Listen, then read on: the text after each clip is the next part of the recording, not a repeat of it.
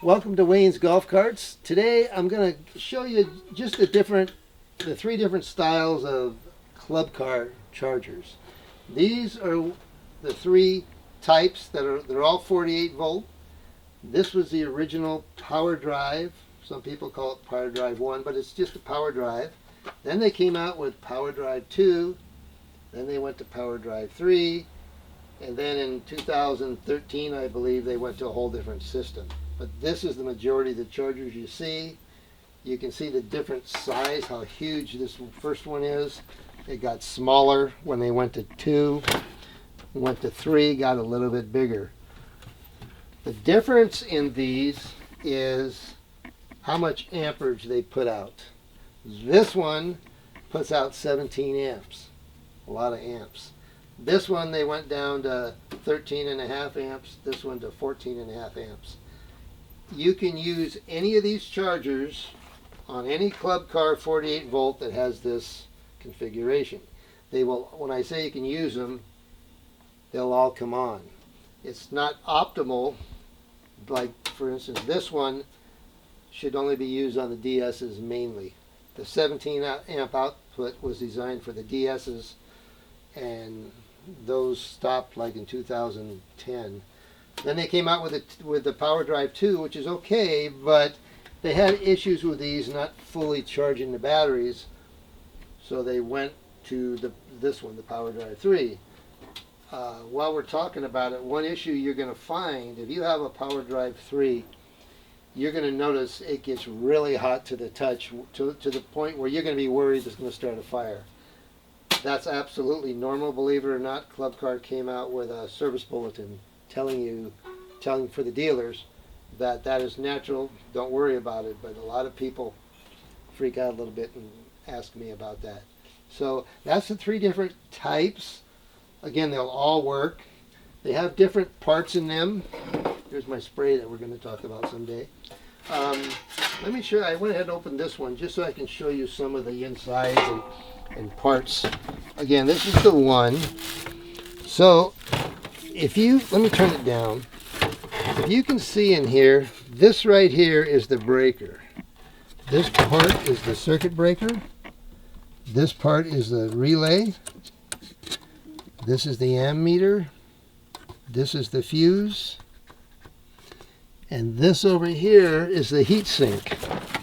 Very important. I'll tell you why. The breakers go bad, not very often, but they do go bad. Usually the part you're going to replace is this. This is the heatsink.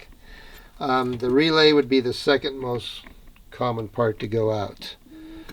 So we sell all these parts. You can do-it-yourselfer can change or replace all of these parts themselves if they're careful. If you're not, I don't suggest you jump into electronics. You can electrocute yourself. You can blow shit up. We've done it. But anyway, that's the inside of this. We'll open these later, but the difference when you get into here, some things are going to change. They're all going to have the breaker. They're all going to have a relay.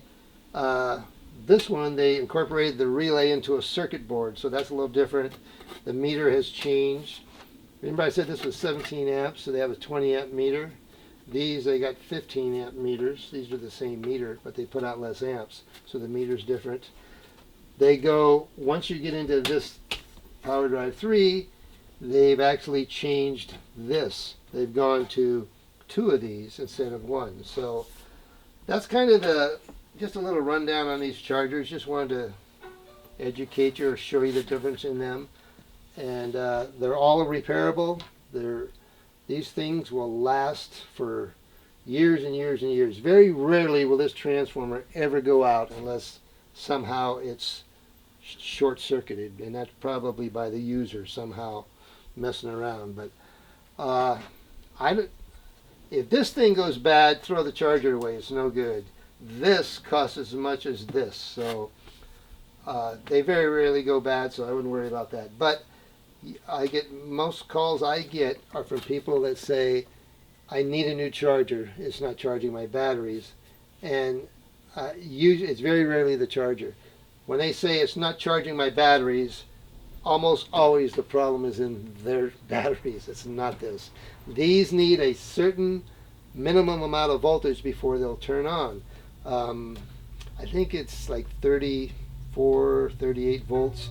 When you plug this in, if this does not sense 34 or more volts on the back, it will not come on. It'll just sit there. So if people think they got this wrong, they'll go buy a new charger. So anyway, watch for our future videos on how to repair these. We'll make separate ones. And if you have any questions, please hit our button. We're looking for subscribers. We love it. Tell us, leave a comment. Tell us what you'd like us to make a video on. And we'd love to make it. Electric golf carts only. Email is waynesgolfcartservice@gmail.com. Waynes with an S, one cart. waynesgolfcartservice@gmail.com. I finally got that right. So subscribe, hit us up, email. We've got diagrams how to fix these. We got everything. So anyway, look for our eBay store. It should be up and running soon for selling parts. So thanks a lot. Tune in.